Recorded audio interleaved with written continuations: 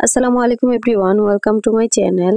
আজকে আমি আপনাদের সঙ্গে শেয়ার করব টি টাইম একটি পিঠার রেসিপি। মাত্র 10 মিনিটে তৈরি করতে পারবেন এই পিঠাগুলি। খুবই সহজভাবে দেখানোর চেষ্টা করেছি। আর এই পিঠাগুলি খেতে কিন্তু অনেক বেশি মজা। এই পিঠাগুলি একবার বানিয়ে 2 মাস সংরক্ষণ করে রেখে খাওয়া যাবে। একদম মুচমুচে দেখতে আর খেতেও কিন্তু বেশ মুচমুচে। আশা করছি আমার আজকের রেসিপিটি আপনাদের কাছে অনেক ভালো লাগবে আর কাজেও আসবে। চলুন তাহলে কথা না বাড়িয়ে চলে যাচ্ছি পুরো রেসিপিতে। এই রেসিপিটি তৈরি করার জন্য আমি একটি মিক্সিং বোলে নিয়ে নিচ্ছি 1 কাপ ময়দা। তবে আপনারা ময়দার পরিবর্তে এখানে কিন্তু আটাও ব্যবহার করতে পারবেন। এরপর এখানে আমি দিয়ে দিচ্ছি লবণ 1 চা চামচ বা নিজের স্বাদ মতো। এরপর দিয়ে দিচ্ছি 1 টেবিল চামচ পাউডার সুগার। আপনাদের হাতের কাছে যদি পাউডার সুগার না থাকে তাহলে সেই ক্ষেত্রে চিনিও ব্যবহার করতে পারেন। এরপর এখানে আমি দিয়ে দিচ্ছি 1 টেবিল চামচ সয়াবিন তেল। এবার আমি এই সব কিছুকে একসঙ্গে খুব ভালোভাবে মিশিয়ে নিচ্ছি। এই মিশানোর কাজটা কিন্তু একটু ভালোভাবে করে নিতে হবে, কারণ এই মেশানোর উপর নির্ভর করে পিঠাগুলি কতটা ক্রিস্পি হবে। মিশাতে মিশাতে যখন দেখবেন এরকম হাত দিয়ে আটাগুলো মুঠো করলে এরকম দলা পেকে যায়, আবার হালকা করে চাপ দিলে ভেঙে গুড়িয়ে যায়, তখনই বুঝতে হবে এটা একদম পারফেক্টভাবে মেশানো হয়ে গেছে। এবার আমি এখানে নর্মাল টেম্পারেচারে পানি দিয়ে একটা ডো তৈরি করে নিব। তবে পানিটা আমি অল্প অল্প করে দিব, একসঙ্গে দিব না। পানিটা যদি একসঙ্গে দিয়ে ফেলি তাহলে কিন্তু ডোটা অনেক বেশি নরম হয়ে যেতে পারে। তাই আমি পানিটা অল্প অল্প করে দিব আর মিশাতে থাকবো। দেখতে পাচ্ছেন মিশাতে মিশাতে খুব সুন্দর একটা ডো তৈরি করে ফেলেছি। ডোটা একদমই নরম হবে না, আবার একদমই শক্ত হবে না। মোটামুটি আমরা রুটি পরোটা বানানোর সময় যেরকম তৈরি করি এই ডোটাও ঠিক সেরকমই হবে। এভাবে করে আমার পারফেক্ট একটা ডো তৈরি করা হয়ে গেছে। এখন আমি 1 টেবিল চামচ তেল উপর থেকে দিয়ে এটাকে মাখিয়ে এরপর রেখে দেব 10 মিনিটের জন্য। আর এই 10 মিনিটের মধ্যেই কিন্তু একদম সেট হয়ে যাবে ডোটা। 10 মিনিট পর আমি ঢাকনাটা সরিয়ে নিয়েছি। এখন আমি এই ডোটাকে আবারও 1 মিনিটের মতো মথে নিব। খুব ভালোভাবে মথে নিয়ে এখন আমি কিছুটা ডো নিয়ে একটা রুটি বেলে নিব।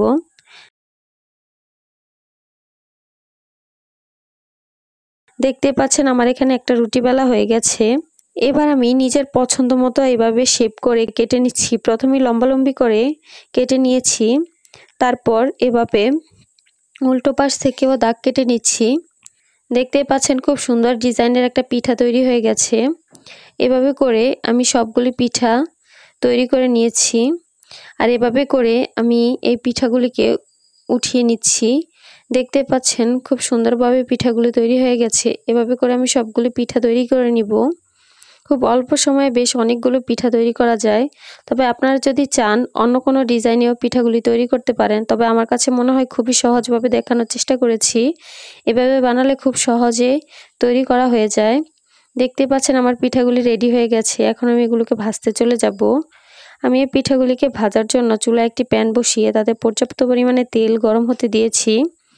তেলটা যখন কিছুটা গরম হয়ে আসবে তখন আমি এখানে পিঠাগুলি দিয়ে দিব। অতিরিক্ত গরম তেলে কিন্তু পিঠাগুলি দেওয়া যাবে না, তাহলে কিন্তু উপর থেকে অনেক দ্রুতই কালার চলে আসবে আর ভিতর থেকে কাঁচা রয়ে যাবে। চুলার মিডিয়াম লো আছে আমি পিঠাগুলিকে ভেজে নেব। আমার এগুলি ভাজতে প্রায় 5 থেকে 6 মিনিটের মতো সময় লেগেছে। তবে আপনাদের ক্ষেত্রে আরও কম বা বেশি সময় লাগতে পারে। পিঠাগুলি উল্টে পাল্টে আমি গোল্ডেন ব্রাউন কালার করে ভেজে নিব।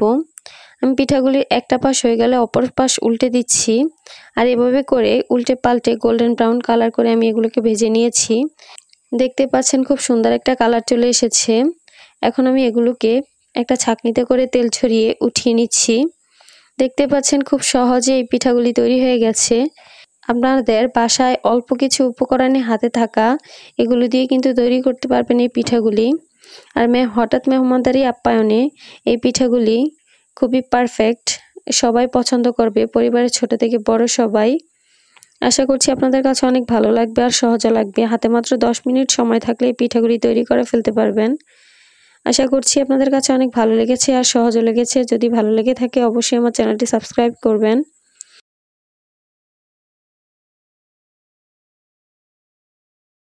আজকে আমি আপনাদের সঙ্গে শেয়ার করব ভীষণ মজাদার আর মুচমুচে পাতা পিঠার রেসিপি। পিঠাগুলি দেখতে পাচ্ছেন খুবই সুন্দর লাগছে। এগুলো দেখতে যেমন সুন্দর, খেতেও কিন্তু অনেক বেশি মজার।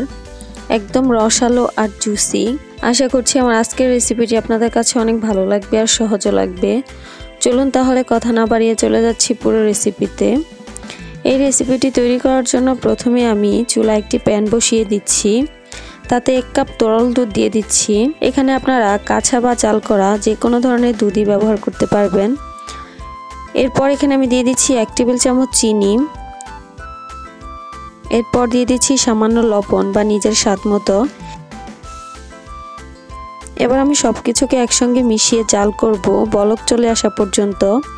এরপর দুধের মধ্যে 2-1টা বলক চলে আসলে এখানে আমি দিয়ে দিচ্ছি 1 টেবিল চামচের মতো সয়াবিন তেল।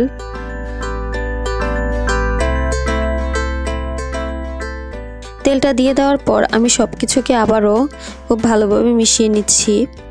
এরপর এখানে আমি দিয়ে দিচ্ছি 1 কাপ ময়দা। আর ময়দাটা দিয়ে দেওয়ার সঙ্গে সঙ্গেই কিন্তু খুব ভালোভাবে নেড়ে চেড়ে একটা ডো তৈরি করে নিতে হবে। নরমালি রুটি তৈরি করার সময় আমরা যেরকম ডোটা তৈরি করি এই ডোটাও ঠিক সেরকমই হবে। আমি এখানে দুধ দিয়ে ডোটা তৈরি করছি, আপনারা চাইলে কিন্তু পানি দিয়েও কিন্তু ডোটা তৈরি করতে পারবেন। তবে দুধ দিয়ে পিঠাগুলি তৈরি করলে কিন্তু পিঠাটা খেতে অনেক বেশি মজা হয়। সব কিছুকে আমি খুব ভালোভাবে মিশিয়ে একটা ডো তৈরি করে নিয়েছি। আমার এখানে একটা পারফেক্ট ডো তৈরি করা হয়ে গেছে। এখন আমি ডোটাকে চুলা থেকে নামিয়ে একটা প্লেটের মধ্যে ঢেলে নিচ্ছি আর কিছুটা ঠান্ডা করে নিচ্ছি। তবে একদমই বেশি ঠান্ডা করে ফেলবো না, যতটা হাতে সহ্য হয় ঠিক সেই অবস্থাতেই আমি ডোটাকে একটু ভালোভাবে মথে নিব। খুব ভালোভাবে মথে 2 থেকে 3 মিনিটের মতো তারপর আমি একটা সফট ডো তৈরি করে নিয়েছি। আমার এই ডোটা কিন্তু একদমই শক্ত হয়ে যায়নি, আবার একদম নরমও হয়ে যায়নি, দেখতে পাচ্ছেন। এখন আমি এখান থেকে কিছুটা ডো হাতে নিয়ে প্রথমে গোল করে নিচ্ছি। তারপর এটাকে এক হাতে তালুতে রেখে আরেক হাত দিয়ে চাপ দিয়ে নিচ্ছি। এটা একদমই পাতলা শেপ করে নিচ্ছি। আমি একটা পাতার মতো ডিজাইন করে নিচ্ছি। এটাতে আমি একটা হালকা ডিজাইন করে নিচ্ছি। দেখতে পাচ্ছেন খুব সহজ এই ডিজাইনটা তৈরি করা। এটা আসলে বলে বোঝানোর মতো কিছু নেই, দেখে বুঝতে পারছেন আমি কাজটা ঠিক কীভাবে করছি। আমি এভাবে দাগ কেটে পিঠাগুলি তৈরি করছি। আপনারা যদি চান কোনো রকমের ডিজাইন ছাড়াও কিন্তু পিঠাগুলি তৈরি করতে পারবেন। আর এভাবে করে আমি সবগুলি পিঠা তৈরি করে নিব। এবার আমার এখানে সবগুলো পিঠা তৈরি করা হয়ে গেছে। এখন আমি এগুলোকে একটা সাইডে সরিয়ে রেখে দিচ্ছি। এখন আমি চুলা একটি প্যান বসিয়ে এখানে দিয়ে দিচ্ছি 1/3 কাপ চিনি আর দিয়ে দিচ্ছি 1/3 কাপ পানি।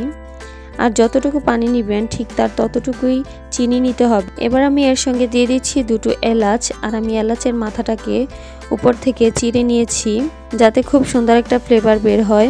আমি চিনিটাকে পানির সঙ্গে খুব ভালোভাবে নেড়েচেড়ে মিশিয়ে নিচ্ছি যতক্ষণ না পর্যন্ত চিনিটা মিশে যাচ্ছে পানির সঙ্গে। চুলার মিডিয়াম আছে আমি এই শিরাটাকে জাল করব কয়েক মিনিটের মতো। শিরাটাকে একদমই ঘন করে ফেলার কোনো দরকার নেই। এখন আমি এখানে দিয়ে দিচ্ছি 2টো লেবুর স্লাইস। লেবুটার কারণে চিনির শিরাটা কিন্তু একদমই আঠালো হয়ে যাবে না। দেখতে পাচ্ছেন কয়েকবার বলক চলে এসেছে। এখন আমি এটাকে চুলা থেকে নামিয়ে নিব। এবার আমি শিরাটাকে পুরোপুরি ঠান্ডা করে নিব। শিরাটা ঠান্ডা হতে হতে এদিকে আমরা পিঠাগুলি ভেজে নিব। তার জন্য চুলা একটি প্যান বসিয়ে তাতে পর্যাপ্ত পরিমাণে তেল গরম হতে দিয়েছি। তেলটা যখন কিছুটা গরম হয়ে আসছে তখন আমি এখানে অনেকগুলো পিঠা দিয়ে দিব।